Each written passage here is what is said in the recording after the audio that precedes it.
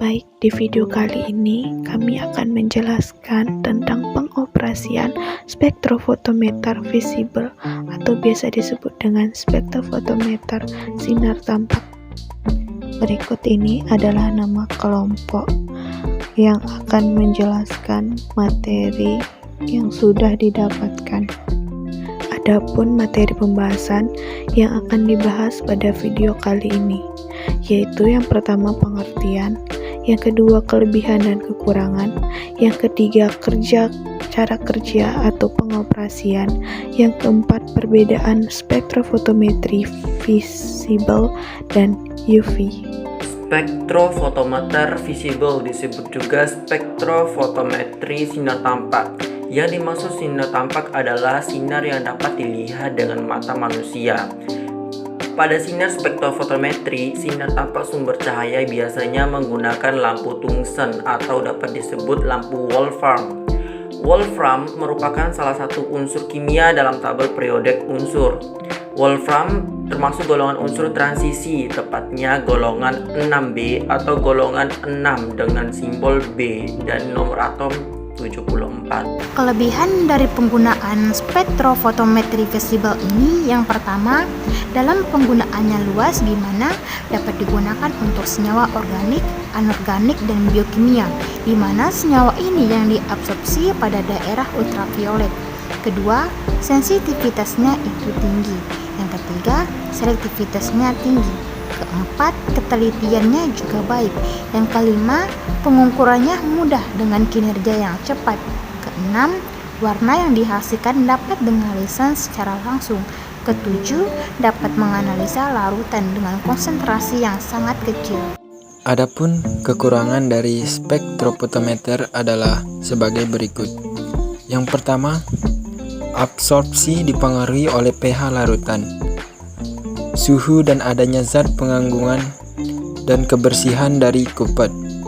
Yang kedua, hanya dapat dipakai pada daerah ultraviolet yang panjang gelombang 185. Yang ketiga, pemakaian hanya pada gugus fungsional yang mengandung elektron valensi dengan energi eksitasi rendah. Dan yang terakhir, sinar yang dipakai harus monokromatis. Hukum yang mendasari spektrofotometri visible adalah hukum Lambert-Bird, yaitu suatu cahaya monokromatis dilewatkan melalui suatu media yang transparan, maka bertambah turunnya intensitas cahaya yang ditransmisikan sebanding dengan tebal dan kepekaan media yang digunakan. Proses absorpsi cahaya pada spektrofotometri yaitu ketika cahaya dengan panjang berbagai panjang gelombang atau cahaya mengenai suatu zat, maka cahaya dengan panjang gelombang tertentu saja yang akan diserap. Di dalam suatu molekul yang memegang peranan penting adalah elektron valensi dari setiap atom yang ada sehingga terbentuk suatu materi. Elektron-elektron yang dimiliki oleh suatu molekul dapat dan bergetar atau vibrasi jika dikenai suatu energi. Fungsi penambahan reagen spektrofotometri visible. Yang pertama, HCl sebagai destruksi. Yang kedua, aquades untuk respirasi alat. Yang ketiga, aquabides sebagai larutan pembanding. Yang keempat, hidroksilamin sebagai reduksi FM3 positif menjadi FM2 positif. Yang kelima, buffer amonium untuk mempertahankan pH 2-4. Yang keenam terakhir yaitu phenolphthalein pembentuk kompleks FM3 positif. Perbedaan antara spektrofotometri visible dan spektrofotometri UV yaitu sebagai berikut. Yang pertama, spektrofotometri visible memiliki panjang gelombang 380-750 nanometer, sementara spektrofotometri UV memiliki panjang gelombang 190-380 nanometer.